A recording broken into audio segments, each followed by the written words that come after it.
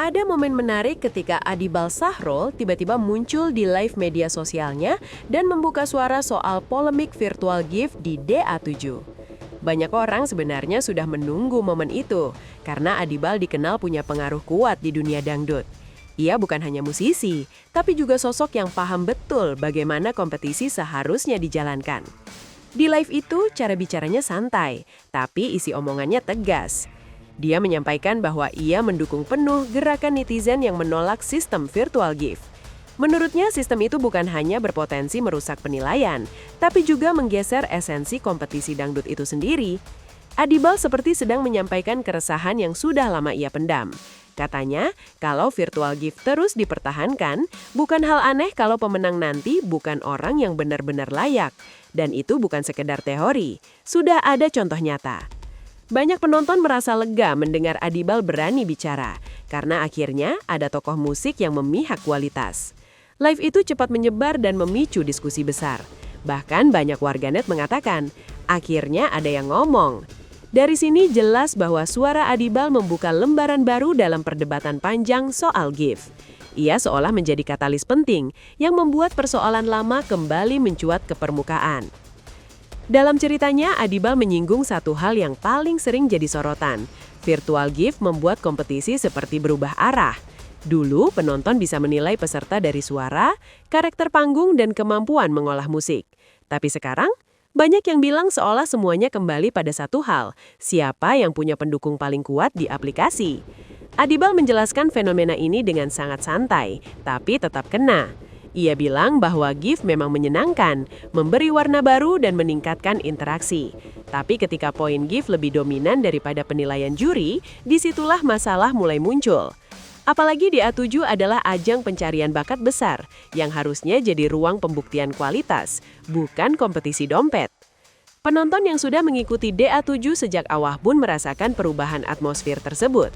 Ada penampilan bagus yang tiba-tiba tersingkir, dan ada juga yang tampil kurang maksimal tapi tetap aman karena banjir gift.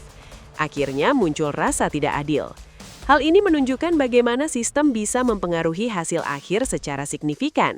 Adibal menegaskan, kompetisi harusnya mengutamakan kualitas karena itulah yang menentukan masa depan penyanyi.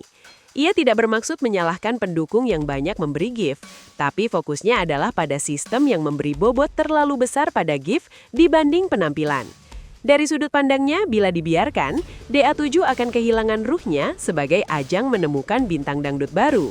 Ada satu contoh yang terus dibicarakan publik, kasus Tasya dari Tangerang Selatan. Penonton masih ingat ketika ia tampil di babak top 4, membawakan lagu dengan percaya diri, tapi sayangnya salah lirik. Bukan salah kecil, penonton langsung sadar saat itu juga. Biasanya, kesalahan fatal seperti itu membuat peserta berada di posisi rawan. Tetapi yang terjadi justru kebalikannya. Tasya malah lolos dengan mulus. Penyebabnya sederhana, ia menerima gift terbanyak malam itu.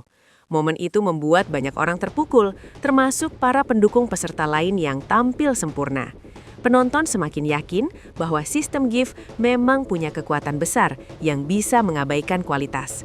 Bahkan, beberapa juri terlihat kebingungan ketika hasil diumumkan. Adibal menyinggung hal ini dalam live-nya. Baginya, kejadian tersebut bukan kesalahan Tasya, karena ia hanya peserta. Yang salah adalah sistem yang memungkinkan kesalahan besar tertutup oleh jumlah gift. Kasus ini dianggap titik balik yang membuat banyak penonton semakin lantang menolak gift. Momen tersebut akhirnya jadi contoh nyata betapa kontroversialnya sistem ini. Dan Adibal hanya mengulang apa yang sudah dirasakan ribuan orang. Kompetisi jadi tidak murni lagi.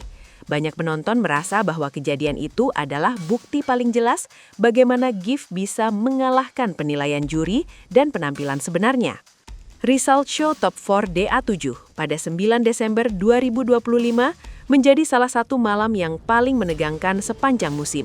Seluruh peserta tampil dengan tema Tribute to Soimah yang membuat suasananya semakin emosional. Penampilan demi penampilan dieksekusi dengan total, termasuk Arbil, April, dan Valen yang menunjukkan kualitas luar biasa. Tetapi di balik semua itu, ada perasaan tidak nyaman di kalangan penonton. Mereka khawatir bahwa penilaian juri tidak benar-benar menentukan nasib peserta. Ketika pengumuman tiba, semua mata tertuju pada host. Banyak orang memprediksi setidaknya satu peserta akan tersenggol. Namun yang terjadi malah di luar dugaan, tidak ada yang tersenggol sama sekali. Juri memutuskan meloloskan keempat peserta. Di permukaan, keputusan ini tampak seperti bentuk apresiasi terhadap kerja keras semua akademia. Tapi banyak yang menilai ini sebagai langkah pengaman agar kontroversi akibat virtual gift tidak makin besar. Adibal menganggap hasil itu janggal karena biasanya panggung top 4 selalu menyisakan 3 peserta saja. Keputusan untuk tetap melanjutkan babak top 4 tanpa eliminasi membuat rumor semakin liar. Banyak penonton curiga ada ketidakjelasan di balik layar. Dan tentu saja, semuanya kembali pada satu pertanyaan besar. Apakah GIF sedang mengendalikan hasil akhir? Keputusan itu memperkuat perdebatan yang sudah lebih dulu panas sejak kasus Tasya. Di balik polemik, ada 3 peserta yang terus menunjukkan kerja keras dan konsistensi. Arbil, April, dan Valen. Masing-masing memiliki karakter vokal yang kuat dan ciri khas yang membuat mereka layak menjadi finalis. Arbil dengan gaya bernyanyi penuh emosi, April dengan teknik vokal yang bersih, dan Valen dengan sentuhan lirik yang sering membuat juri menitikkan air mata. Mereka tampil total di malam top 4 dan banyak pengamat musik yang menilai performa mereka lebih solid dibanding beberapa peserta lain. Namun, justru mereka yang paling terancam dengan sistem GIF. Karena meskipun penampilan mereka kuat, perolehan GIF tidak selalu berpihak pada mereka. Warganet melihat ini sebagai ketidakadilan yang sangat jelas. Apalagi ketika Valen tampil dengan lagu Jagat Anyar dan membuat suasana studio haru, banyak orang mengira ia akan aman. Tetapi melihat perolehan GIF, tensi tetap meningkat. Adibal menyoroti hal ini sebagai bentuk ketimpangan yang merugikan peserta berbakat.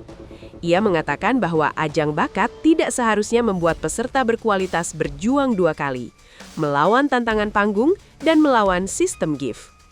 Kisah mereka menjadi simbol perjuangan peserta yang tetap fokus pada kualitas meski kondisi sistem tidak sepenuhnya adil.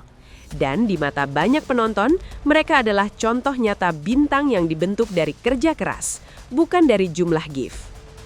Ada alasan kuat mengapa Adibal merasa perlu ikut bicara. Ia sudah lama berada dalam dunia dangdut. Ia tahu bagaimana penyanyi dangdut diciptakan, dilatih, dan dibentuk. Dalam pandangannya, sistem GIF bisa merusak masa depan para peserta berbakat. Baginya, seorang juara bukan hanya soal popularitas di aplikasi, tetapi kemampuan untuk bertahan di industri musik. Saat makin banyak kontestan mengandalkan GIF daripada penampilan, Adibal merasa ada yang harus dikritisi. Ia mengaku bahwa banyak talenta hebat berpotensi tereliminasi hanya karena tidak memiliki dukungan GIF yang besar, dan itu sangat disayangkan. Menurutnya kompetisi seperti DA7 seharusnya menjadi ruang pembuktian untuk kemampuan, bukan perlombaan finansial di balik layar. Ia juga mengatakan bahwa jika sistem ini dibiarkan, dunia dangdut bisa kehilangan generasi penyanyi berkualitas. Dalam live itu, Adibal lebih terlihat seperti seorang kakak yang sedang mengingatkan, bukan sosok yang ingin membuat keributan. Ia ingin ajang dangdut tetap dikenal sebagai tempat lahirnya bintang sungguhan, bukan ajang keberuntungan. Dan itulah alasan mengapa suaranya begitu diperhatikan oleh publik.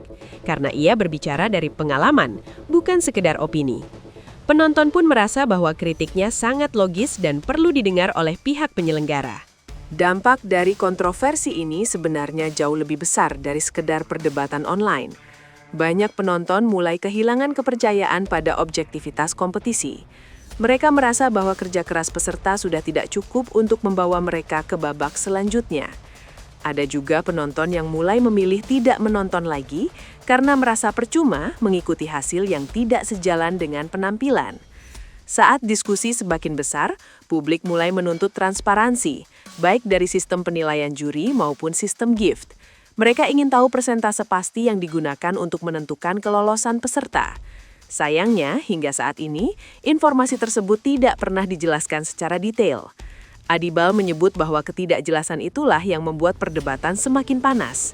Penonton hanya bisa menebak-nebak, dan ketika penonton mulai meragukan sebuah kompetisi, itu menjadi ancaman besar bagi keberlangsungan acara tersebut. Dunia hiburan sangat bergantung pada kepercayaan publik. Jika kepercayaan itu mulai goyah, maka kualitas acara pun turun. Saat Adibal membahas hal ini, ia tampak serius. Ia ingin DA7 tetap bertahan lama. Namun untuk itu, sistem harus dibuat transparan kembali. Penonton harus yakin bahwa mereka menonton kompetisi yang adil. Kehilangan kepercayaan publik adalah risiko yang tidak boleh dianggap kecil dalam industri ini. Salah satu hal yang membuat isu gift semakin besar adalah gelombang komentar netizen yang tidak pernah berhenti. Mereka terus menyuarakan ketidaksetujuan melalui komentar, analisis, dan bahkan thread panjang di berbagai platform sosial. Banyak dari mereka membuat video pembahasan, mengulas ulang momen-momen di panggung DA7, dan menunjukkan bagaimana gift bisa mempengaruhi hasil. Bahkan beberapa akun fanbase mulai membuat petisi online. Tekanan publik ini membuat nama Indosiar sering masuk trending. Dan yang menarik, suara netizen tidak hanya datang dari pendukung peserta tertentu, tetapi dari pecinta dangdut secara umum. Mereka ingin kompetisi kembali ke bentuk aslinya. Hal ini memperlihatkan bahwa bukan hanya satu atau dua kelompok yang merasa keberatan, tetapi hampir seluruh komunitas dangdut yang peduli pada kualitas. Adibal mengapresiasi semangat tersebut. Ia mengatakan bahwa netizen sekarang jauh lebih kritis dan tidak mudah dibohongi. Mereka benar-benar memperhatikan setiap detail. Tekanan tersebut akhirnya membuat pihak stasiun televisi mau tidak mau harus menanggapi, bahkan jika hanya melalui gestur kecil. Namun satu hal yang pasti, gelombang netizen ini menjadi bukti bahwa masyarakat tidak tinggal diam. Mereka ingin perubahan nyata. Dan tekanan publik seperti ini biasanya menjadi titik balik dalam dunia hiburan. Itulah yang membuat suara Adibal semakin kuat karena didukung